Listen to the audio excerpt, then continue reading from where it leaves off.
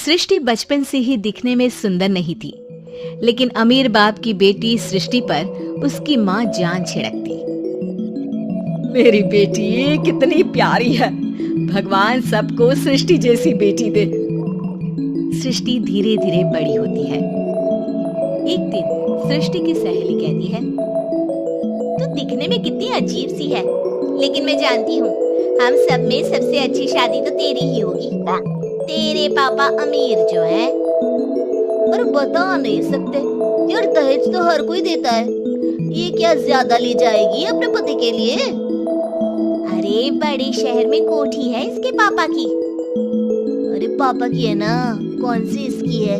इसकी होती तब तो कोई भी लड़का इससे शादी कर लेता।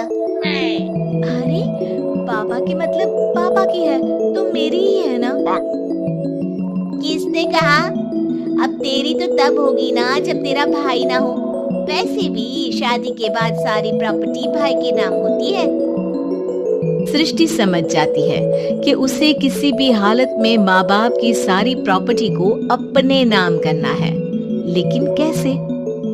एक दिन सृष्टि का भाई शीनू कहता है, बहन क्या कर रही है? तुझसे एक बात करनी है।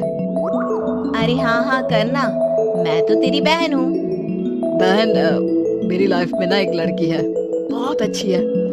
मैं सोच रहा हूँ माँ और पापा से बात करूँ शादी के लिए। सृष्टि को समझ में आ जाता है कि भाई की शादी होते ही भाभी उसे एक दिन भी घर में बर्दाश्त नहीं करेगी। क्या बात है भाई, बताना कौन है वो?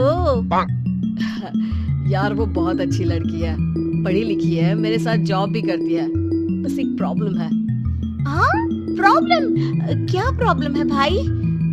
यार वो शादीशुदा है, लेकिन उसके पति ने उसे सिर्फ इसलिए छोड़ दिया क्योंकि उसके माँ बाप दहेज नहीं दे पाए। सृष्टि ये सुनकर न जाने क्यों खुश हो जाती है। अरे भाई तो क्या हुआ, लड़की तुझे तो पसंद है ना? शीनू को लगता है कि बहन उसे समझ रही है। वो इस बात से अनजान होता है कि उसकी बहन की मंशा पूरा घर हड़पने की है। सृष्टि अपनी माँ से कहती है, मम्मी मुझे तो बहुत चिंता है, पता है शीनू क्या कर रहा है? अरे क्या कर रहा है, वो तो काम पर जाता है और वापस घर आता है। नहीं ना माँ, वो यही तो नहीं कर रहा, बाकी सब कर रहा है। आपको पता है उससे प्यार है, और वो भी एक शादीशुदा लड़की से। ये क्या हो गया, मैं सोसाइटी में क्या मुंह दिखाऊंगी? अरे तेरे पापा तो यही कहेंगे कि मैंने ही उसे बिगाड़ दिया है। माँ देखो, मेरी बात मानो, पापा पर भी विश्वास करने की जरूरत नहीं है। अब आप ही बताओ, पापा इतनी देर घर के बाहर रहते हैं क्यों? बोलो। अरे बेटा वो तो नौकरी करते हैं ना। तू बहुत भोली है माँ। पापा का ऑफिस तो 7 बजे खत्म हो जाता है, लेकिन देखो कितनी देर से आते हैं। अरे नहीं बेटा, ऐसी कोई बात नहीं है। सृष्टि माँ को एक औरत से बात करते पिता की फोटो दिखाती है। देखो माँ कैसे हैं पापा, मैं ना कहती थी कि पापा सही नहीं है। मैं तेरे पापा से बात करूंगी, दे फोटो मुझे। ओ माँ, वो तो डिलीट हो गई। लेकिन चल, तूने तो देख लिया ना, पापा से बाद में बात कर लेना। और हाँ, मेरा नाम बिल्कुल मत लेना। हाँ माँ। अब क्या था, सृष्टि के माँ और पिता के बीच झगड़ा होना शुरू हो जाता है। सृष्टि के मन में क्या चल रहा था कोई नहीं जानता था। एक दिन, माँ सृष्टि के लिए एक लड़का देखा है, वो लोग शाम को उसे देखने आने वाले हैं। और हाँ माँ, एक खुशखबरी, मैं और पापा मिलकर एक नया बिजनेस ट्राई कर रहे हैं। शाम को लड़का आता है, सांवले रंग का। सृष्टि को तो बिल्कुल भी पसंद नहीं आता।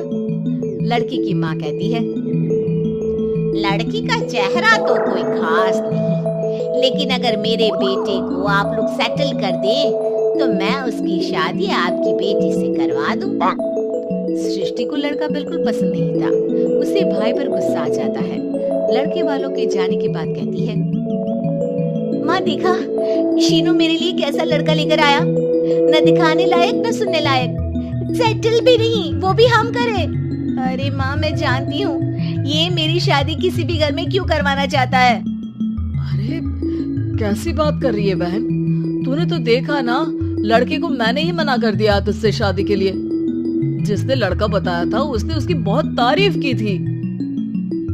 बात आई गई हो जाती है, लेकिन सृष्टि का मन शांत नहीं होता। क्या करूं, कुछ समझ में नहीं आ रहा। मेरी शादी हो गई तो ये लोग पूरी प्रॉपर्टी शीनू के नाम कर देंगे। मेरे हाथ तो कुछ लगेगा ही नहीं।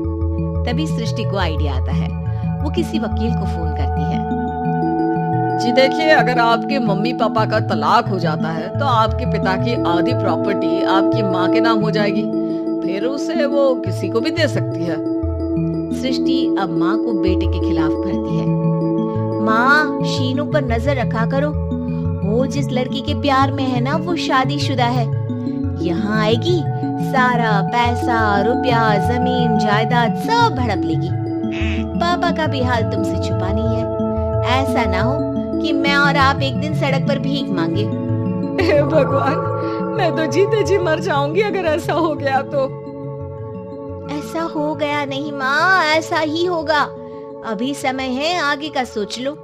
मैं तो कहती हूँ पापा से आधी प्रॉपर्टी लेकर अलग हो जाओ।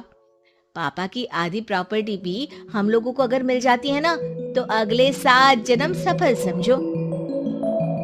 बेचारी माँ बेटी के कहने पर पति से तलाक लेकर अलग हो जाती है। सृष्टि अब पैसों से गाड़ी और अपने दूसरे महंगे शौक पूरे करने लगी। उसके दोस्त भी उसके पैसे इस्तेमाल करते। सृष्टि, कल तुम कहाँ थी? मैं सारा दिन घर पर अकेली थी। तो मैं क्या करूं?